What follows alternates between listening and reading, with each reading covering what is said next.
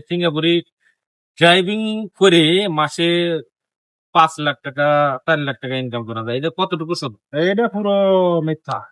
Lorry dry- চালিয়ে 1.5 কোটি টাকা 2 কোটি টাকা ইনকাম করা যায়। এটা কি এ হয়তো অন্য ইনকাম আছে।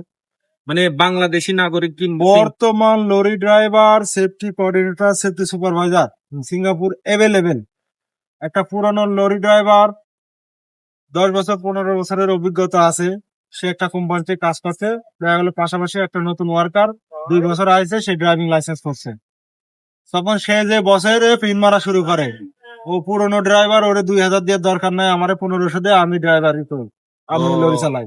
এখন বসে চিন্তা করে যে কত তো ঠিকই, একই কাজ ড্রাইভারই করা, তো ওর দিয়ে 2000 1500 টাকা করে দিচ্ছে, আমার 500 টাকা সেভ।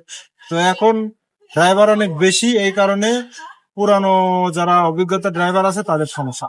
আর ওই নতুনরা, ওরা এক্সপিরিয়েন্স অভিজ্ঞতা অর্জন করার জন্য যে কোনো একটা কোম্পানিতে ড্রাইভার হিসেবে ঢোকা লাগবে।